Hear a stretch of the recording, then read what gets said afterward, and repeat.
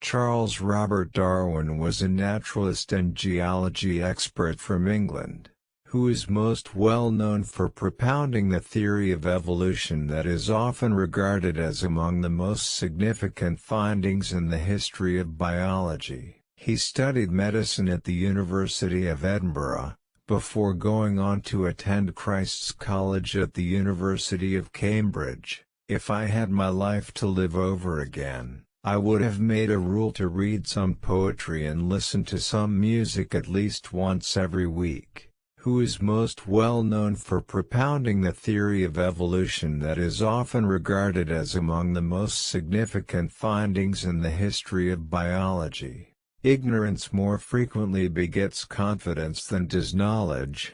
It is those who know little, not those who know much, who so positively assert that this or that problem will never be solved by science.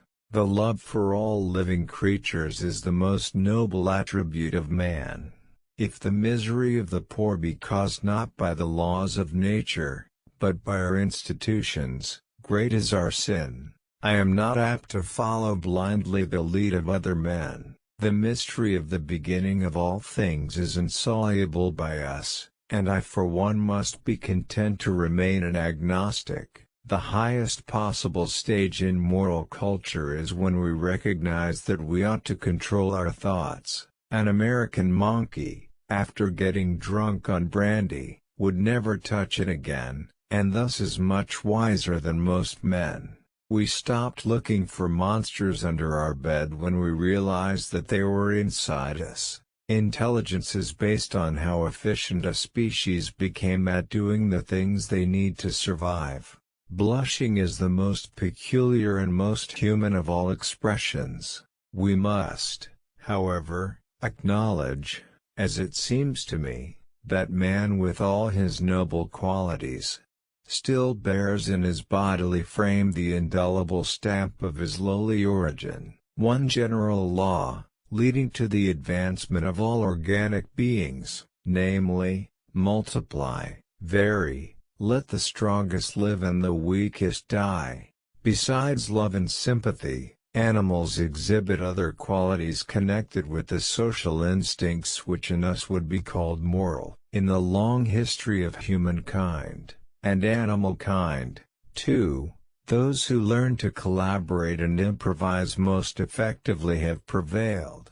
We can allow satellites, planets, suns, universe, nay whole systems of universe, to be governed by laws, but the smallest insect, we wish to be created at once by special act. Nothing is easier than to admit in words the truth of the universal struggle for life, or more difficult, at least I have found it so, than constantly to bear this conclusion in mind.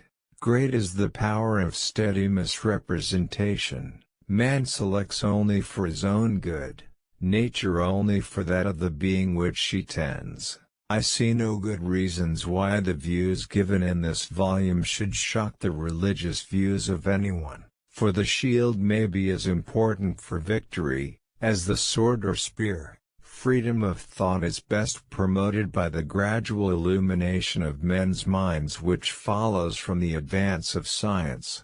I am not the least afraid to die. It is not the strongest of the species that survives, not the most intelligent that survives. It is the one that is the most adaptable to change. It is always advisable to perceive clearly our ignorance.